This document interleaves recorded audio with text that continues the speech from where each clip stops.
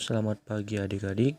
Pembelajaran kita pada hari ini dengan judul Setia Beribadah, Berdoa, dan Membaca Alkitab.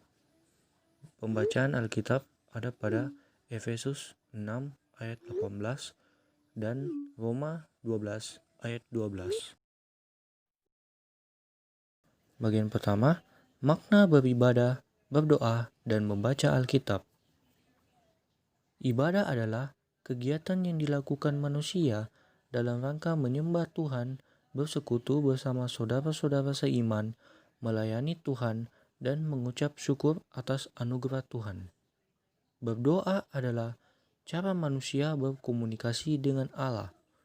Menurut Van Neftrik dan Bolan, orang percaya berdoa untuk mengucap syukur karena telah dimerdekakan dari dosa. Berdoa juga berarti merendahkan diri di hadapan Allah, sujud menyembah kepadanya. Jadi, makna beribadah, berdoa, dan membaca Alkitab yang pertama ialah ibadah adalah kegiatan yang biasa adik-adik lakukan dalam ibadah di gereja pada hari Minggu, ataupun ibadah remaja yang biasa adik-adik lakukan. Dan yang adik-adik lakukan dalam ibadah tersebut biasa menyanyi, melakukan puji-pujian, membaca Alkitab, menyembah Tuhan. Itu juga termasuk dalam ibadah pada saat itu. Lalu berdoa ialah cara manusia berkomunikasi dengan Allah. Jadi dengan adik-adik berdoa, adik-adik bisa mengungkapkan adik-adik punya keinginan ataupun adik-adik punya masalah. Dan adik-adik jangan lupa juga ketika adik-adik sudah berdoa, adik-adik juga harus mengucap syukur karena telah diberkati oleh Tuhan. Selanjutnya, pentingnya beribadah, berdoa, dan membaca Alkitab bagi remaja SMP. Yang pertama, dalam ibadah, berdoa, dan membaca Alkitab, orang beriman mewujudkan iman dan percayanya kepada Allah, bahwa Allah yang telah terlebih dahulu datang kepada manusia, Allah menyapa, mencari, serta menyelamatkan manusia. Lalu yang kedua, kesetiaan beribadah, berdoa, dan membaca Alkitab menghasilkan pencerahan hidup. Ibadah membawa makna perubahan dalam diri orang percaya. Yang ketiga, melalui ibadah, orang beriman mengekspresikan wujud syukurnya kepada Allah. Yang keempat, kesetiaan beribadah dapat menumbuhkan sikap sosial kepada orang lain. Yang kelima, memupuk persekutuan sebagai sesama saudara seiman. Ibadah, berdoa, dan membaca Alkitab membuat kamu membangun hubungan yang akrab dengan Allah.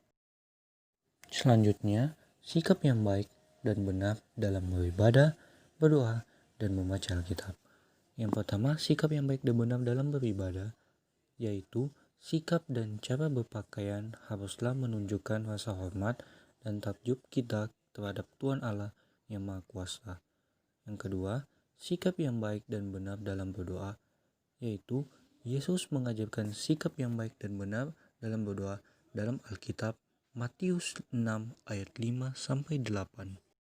Dengan beribadah dalam persekutuan mempunyai dampak positif, yaitu membangun kebersamaan dan persekutuan. Dan doa pujian yang dilakukan secara bersama-sama itu menyenangkan hati Allah.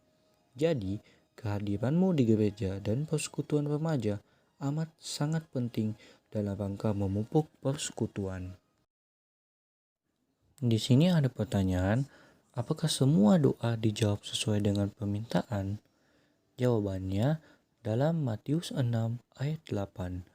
Yesus mengatakan, karena Bapamu mengetahui apa yang kamu perlukan.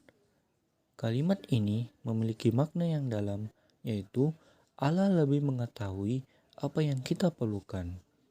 Doa dan permohonan kamu akan dijawab sesuai dengan kasih dan keadilan Allah, karena Ia lebih tahu apa yang kamu perlukan. Setelah materi sudah dijelaskan, kita masuk pada kesimpulan inti pembelajaran, yaitu ibadah, berdoa, dan membaca Alkitab merupakan nafas hidup beriman. Sebagai nafas hidup, 3 hal itu merupakan penopang utama bagi kehidupan orang beriman. Ada banyak alasan yang menghalangi remaja untuk setia beribadah, berdoa, dan membaca Alkitab. Kesadaran untuk menjadikan ibadah, doa, dan membaca Alkitab sebagai nafas hidup haruslah lahir dari dalam diri sendiri. Dengan demikian, iman kamu semakin bertumbuh dalam ketaatan kepada Allah di dalam Yesus Kristus.